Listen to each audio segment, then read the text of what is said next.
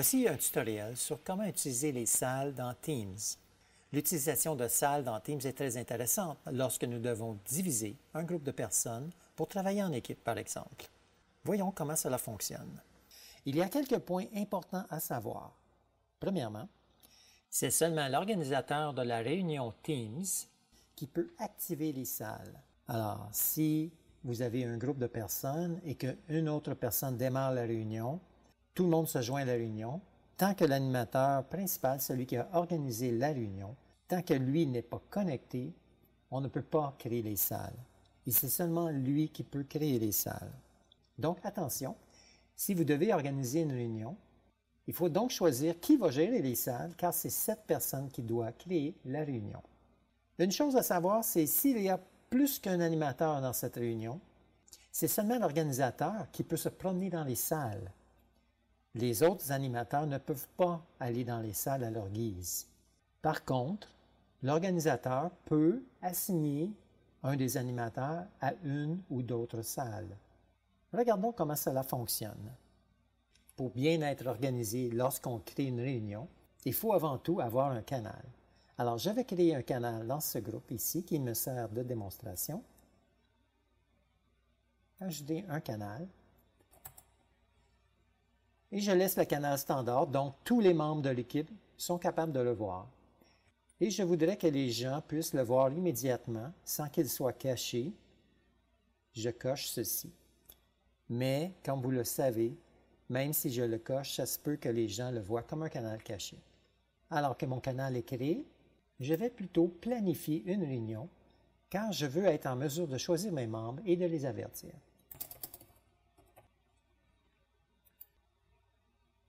Alors ici, pour la démonstration, je vais inviter une personne qui ne fait pas partie de l'organisation et qui ne fait pas encore partie de l'équipe. Donc, Microsoft me demande d'inviter cette personne. Notez que la personne a été invitée à la réunion et non à l'équipe.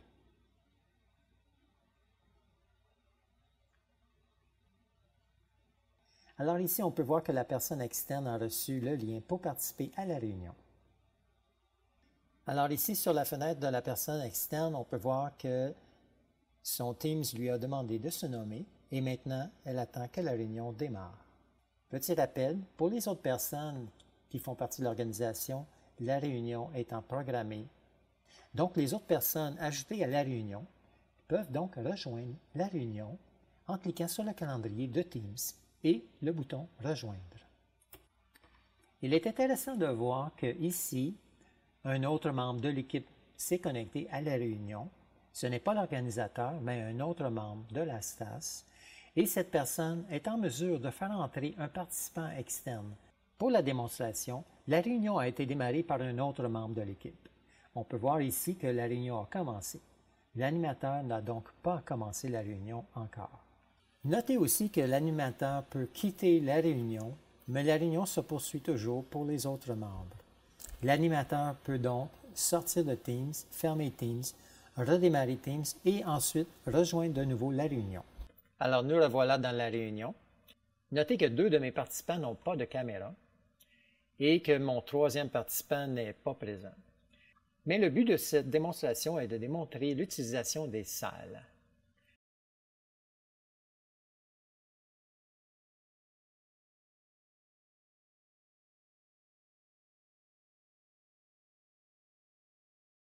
Comment faire pour activer les salles?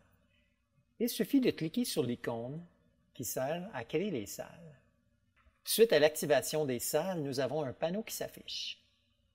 La première action consiste à assigner des participants aux salles.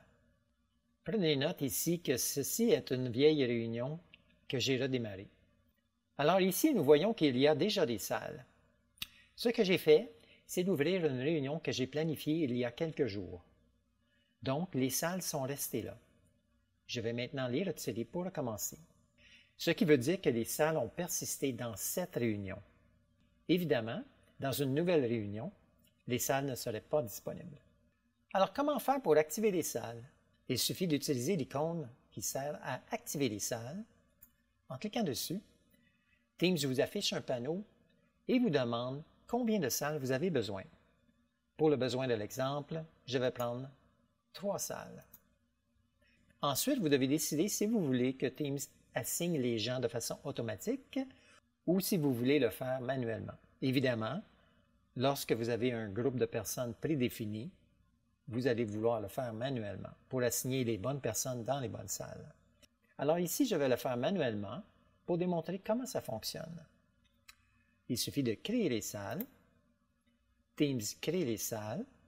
Et nous avons maintenant le panneau d'assignation. Notez ici à droite, les salles ont été créées, mais il n'y a personne dedans.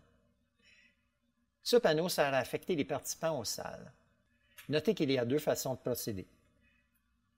En sélectionnant le participant en cliquant ici. Ensuite, en désignant la salle vers laquelle vous voulez placer le participant. Ou si vous avez plusieurs participants, il suffit de sélectionner tous les participants que vous voulez affecter à une salle particulière. On les sélectionne et ensuite on clique ici pour choisir la salle. Pour le besoin de l'exemple, je vais assigner un participant par salle. Je pourrais aussi bien le faire par ici et attribuer par ici, ou bien sélectionner par ici et l'attribuer par ici. Cela revient au même. Notez que Teams affiche le nom de la salle pour le participant. Je choisis mon dernier participant. Maintenant, je désire placer ce participant dans la salle numéro 3. Regardez ce qui se passe si je passe par ici. La salle n'est pas disponible. Je suis donc obligé d'aller par ici pour choisir la salle numéro 3. Une fois que tous mes participants ont été assignés à des salles, je clique sur « Attribuer », ce qui va déplacer les participants dans les salles. Notez que ceci sert à déplacer les participants dans les salles, mais ne démarre pas les salles. Teams affecte les participants aux salles. On peut constater ici que Teams a réussi à placer les participants dans les bonnes salles. Maintenant, les participants sont toujours dans la salle principale.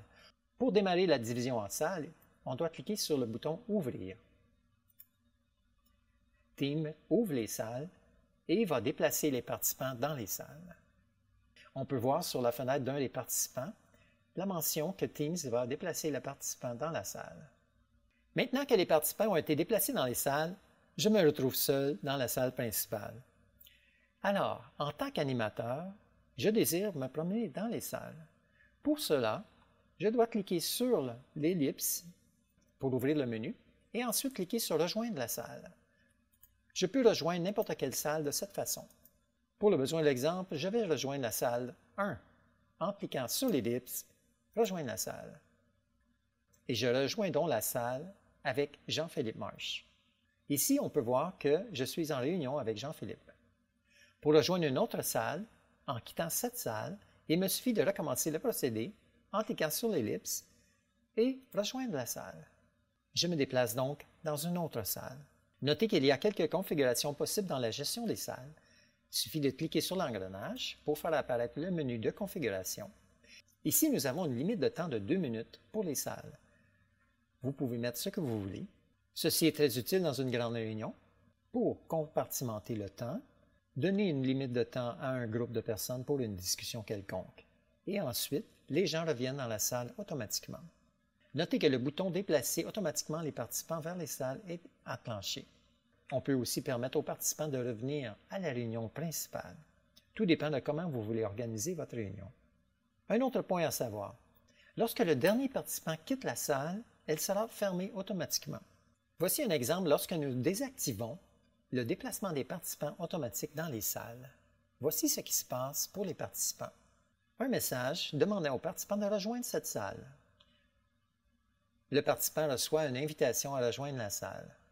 Il peut donc rejoindre la salle immédiatement en cliquant ici ou plus tard. Tout dépend de ce que vous voulez faire avec les salles. Ici, pour l'exemple, le participant va rejoindre la salle. Dans le cas de ce participant, il n'y a pas de message comme tel, mais le bouton lui permettant de rejoindre la salle est disponible ici. En cliquant dessus, le participant rejoint la salle. Si durant la réunion, vous décidez que vous avez besoin de plus de salles, il suffit de cliquer sur « Plus » pour ajouter des salles. Lorsque votre groupe est en réunion, vous pouvez envoyer un message en cliquant ici. Ceci ouvre une boîte de dialogue qui vous permet de communiquer un message à vos participants. Par exemple, vous allez fermer les salles bientôt et vous voulez les avertir. Voici ce que votre participant va voir. Il suffit de cliquer sur le bouton de communication pour voir le message de la personne. Vous pouvez simplement cliquer sur le bouton « Fermer », ce qui fermera les salles et déplacera les participants dans la réunion principale. Voici ce qui est visible pour les participants. Le participant a donc le choix de rejoindre la salle principale ou de quitter la réunion. Une fois que les salles ont été créées et que les participants ont été assignés, cette organisation va persister durant toute la réunion. Comme on a constaté au début, cette configuration reste avec la réunion. Donc, on peut reprendre une vieille réunion et retrouver toute l'organisation de nos salles et l'assignation de nos participants, ce qui est très utile dans un groupe qui doit se rencontrer souvent. Je pourrais donc rouvrir la même réunion, revoir tous mes participants dans les mêmes salles ou cliquer sur « Ouvrir » pour redémarrer les salles. J'ai le choix de changer les paramètres ou de les laisser comme tels. Comme dans tous les panneaux de Teams, pour fermer le panneau, on reclique sur l'icône. Alors voici donc comment utiliser les salles avec Teams.